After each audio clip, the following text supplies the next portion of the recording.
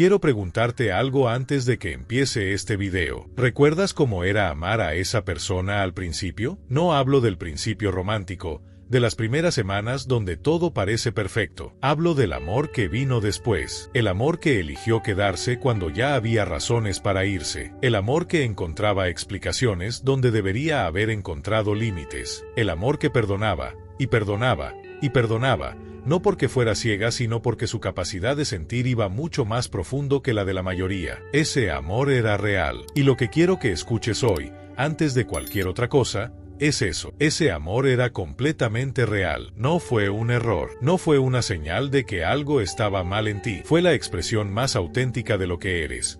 Alguien que ama con una profundidad que la mayoría de las personas nunca va a conocer. El problema no fue cómo amaste, fue a quien le entregaste ese amor. Suscríbete al canal ahora mismo y activa la campana. Este espacio existe para las mujeres que amaron de más en el lugar equivocado y que están listas para entender lo que realmente ocurrió dentro de ellas. Lo que vamos a hablar hoy puede ser la primera vez que alguien le ponga nombre exacto a algo que lleva semanas o meses sintiendo sin poder describirlo. Isabel tenía 39 años y llevaba 3 años con Rodrigo cuando empezó a notar algo que no sabía cómo interpretar. No era tristeza. Ya conocía la tristeza y sabía cómo vivir con ella. No era rabia, aunque había tenido de eso también. Era algo diferente, algo más quieto, más frío, una especie de distancia interna que se había instalado sin que ella lo decidiera y que se resistía a moverse cuando intentaba empujarla. Cuando Rodrigo le escribía, ella leía el mensaje, lo procesaba, y no sentía nada. No el nada del indiferente que nunca amó. El nada de alguien que amó tanto y durante tanto tiempo en condiciones que nunca debieron aceptarse,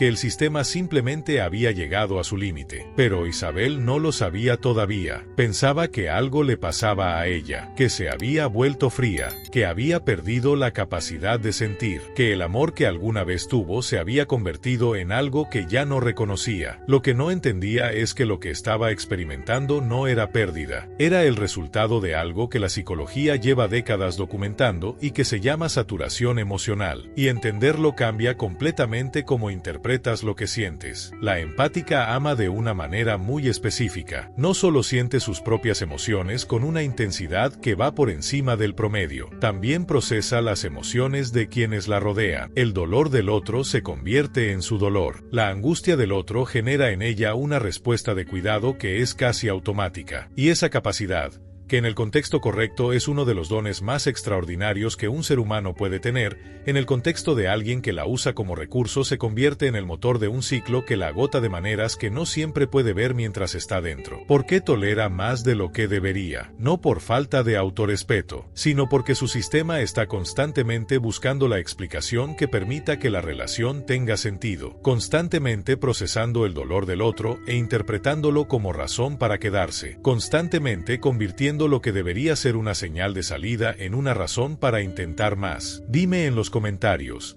¿te reconoces en ese proceso? ¿Hubo una relación donde toleraste más de lo que debías? No porque no vieras las señales, sino porque algo en ti seguía encontrando razones para quedarse. Escríbelo. Lo que vas a leer en las respuestas puede hacerte sentir que no estás sola en esto, pero hay algo que ese sistema de amor profundo y tolerancia extendida no puede sostener indefinidamente. Cada desrespeto que la empática absorbe deja una marca, no visible desde afuera, no en su comportamiento ni en su manera de relacionarse en el momento. La marca queda adentro, en una especie de registro interno que va acumulando todo lo que el sistema externo no puede procesar porque está demasiado ocupado manteniendo la relación funcional. Cada manipulación que metabolizó, cada límite que cruzaron y que ella encontró la manera de perdonar, cada vez que fue hecha sentir que el problema era su sensibilidad y no la conducta que la provocaba, cada noche que se durmió con algo sin resolver que a la mañana siguiente intentó dejar atrás. Ese registro interno no desaparece, crece, y mientras crece, algo más ocurre, algo que desde afuera es completamente invisible pero que desde adentro se siente como una desconexión gradual, casi imperceptible, entre ella y la relación. Isabel seguía sonriendo, seguía respondiendo, seguía presente en todos los sentidos externos, pero por dentro, algo había empezado a moverse hacia una dirección que nadie, ni ella misma, sabía todavía cómo nombrar. Suscríbete al canal ahora mismo, porque lo que voy a describir sobre ese proceso de desconexión es algo que puede ser exactamente lo que necesitas para entender lo que está ocurriendo dentro de ti. Hay un momento que casi ninguna mujer que lo ha vivido puede describir con exactitud. No es el momento de la gran pelea. No es el momento en que él dijo algo tan grave que ya no hubo vuelta atrás. No es el momento de la decisión consciente de terminar. Es un momento completamente ordinario. Tan ordinario que muchas veces pasa sin que la persona se dé cuenta de lo que acaba de ocurrir. Para Isabel, fue un jueves por la noche. Rodrigo llegó tarde, como tantas veces antes. Tenía una explicación, como tantas veces antes, y ella lo escuchó, como tantas veces antes. Pero esta vez, mientras lo escuchaba, algo en su interior hizo un ruido que no fue audible para nadie más. Un clic, no de rabia, no de decisión, solo de algo que se cerraba, como una puerta que llevaba tiempo abierta y que de repente, sin viento, sin drama, simplemente encontró su posición natural. Isabel siguió con la noche. Cenó, habló, durmió. Al día siguiente se levantó y fue al trabajo. Pero algo había cambiado. No en lo que hacía, en lo que sentía mientras lo hacía. Ese clic interno es uno de los fenómenos más documentados y menos explicados en la psicología de las relaciones tóxicas. Ocurre cuando el sistema emocional de alguien que ha estado operando en sobrecarga crónica llega al punto donde ya no puede procesar más. No es una decisión racional, no es el resultado de un análisis de la relación, es la respuesta orgánica del sistema nervioso ante el agotamiento de su capacidad de sostener lo que está sosteniendo. Y lo que viene después de ese clic no es dolor, es algo mucho más desconcertante, es silencio interior. Suscríbete al canal ahora mismo y activa la campana. Lo que voy a describir sobre lo que ocurre después de ese momento es algo que muy pocas personas han articulado con precisión y que puede ser la clave para entender por qué lo que sientes ahora no es lo que crees que es. La indiferencia que emerge después del clic no es frialdad. Necesito que escuches esto con toda la claridad posible. No es que hayas dejado de ser la persona que amaba con esa profundidad. No es que algo se haya roto en ti de manera permanente. No es que te hayas convertido en alguien incapaz de sentir. Es que tu sistema, después de meses o años de operar en un estado de alerta emocional constante, de procesar más de lo que cualquier sistema debería procesar, finalmente activó el único mecanismo de autoprotección que le quedaba: apagarse en esa dirección específica, no hacia todo, solo hacia esa fuente específica de daño que el sistema aprendió a reconocer como tal, aunque la parte consciente todavía estuviera buscando razones para creer que no lo era. Isabel describió esa indiferencia así, meses después de que empezara. Dijo que fue como si alguien hubiera bajado el volumen de una música que había estado sonando tan alto durante tanto tiempo que ya no recordaba cómo era el silencio. Y en ese silencio, en lugar de encontrar el vacío que esperaba, encontró algo que no esperaba. Encontró espacio. Espacio para escuchar sus propios pensamientos sin que fueran constantemente interrumpidos por el ruido de analizar qué había querido decir él, qué había hecho mal ella, que podía hacer diferente mañana. Espacio para sentir lo que sentía sin procesarlo inmediatamente a través del filtro de cómo iba a afectar la relación. Espacio, simplemente, para ser. Y en ese espacio, Isabel empezó a hacer algo que no había podido hacer en mucho tiempo. Empezó a verse, no a través de los ojos de él, no a través de la versión de sí misma que había construido para que la relación funcionara, sino a través de sus propios ojos, con la claridad de alguien que finalmente tiene suficiente distancia interna para ver lo que está mirando. Dime en los comentarios, ¿has sentido ese silencio interior? Ese momento donde algo que ocupaba tanto espacio de repente ya no lo ocupa de la misma manera. ¿Cómo fue para ti? Quiero leer tu respuesta porque puede ayudar a alguien que está exactamente en ese punto ahora mismo y no sabe cómo nombrarlo. Lo que ocurre con los límites después de ese clic es algo que también necesito describir,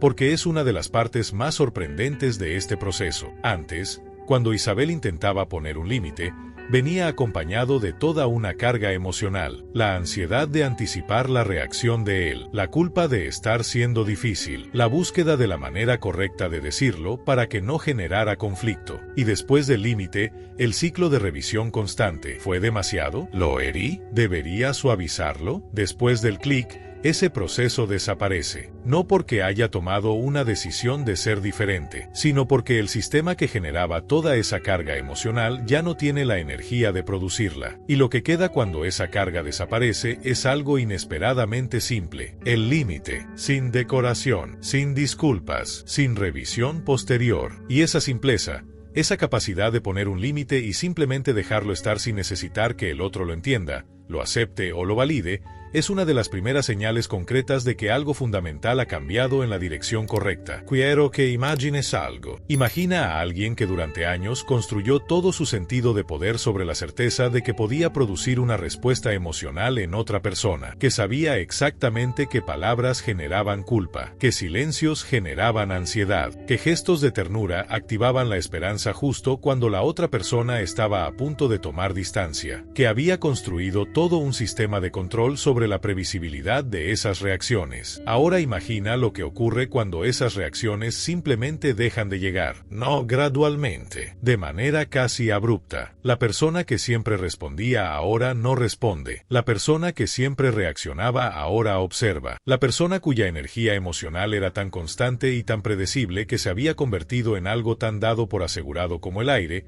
ahora tiene una presencia que se siente diferente, más quieta, más contenida, más inaccesible. Eso es lo que Rodrigo empezó a sentir, y la manera en que lo sintió no fue como tristeza por la pérdida de Isabel. El narcisista no procesa las relaciones en términos de amor y pérdida emocional de la manera en que lo hacemos la mayoría. Lo que Rodrigo sintió fue algo mucho más específico y mucho más desconcertante para él. Sintió que algo que controlaba había dejado de estar bajo su control. Suscríbete al canal ahora mismo y activa la campana. Lo que voy a describir sobre cómo el narcisista experimenta la indiferencia de la empática es algo que puede cambiar completamente cómo entiendes el poder que tienes en este momento, aunque no lo sientas así. El narcisista opera con un mapa que construyó a lo largo de todo el tiempo que tuvo acceso emocional a la empática, un mapa que incluye cada punto de presión, cada vulnerabilidad, cada respuesta predecible a cada estímulo. Ese mapa era su herramienta de control, y de repente,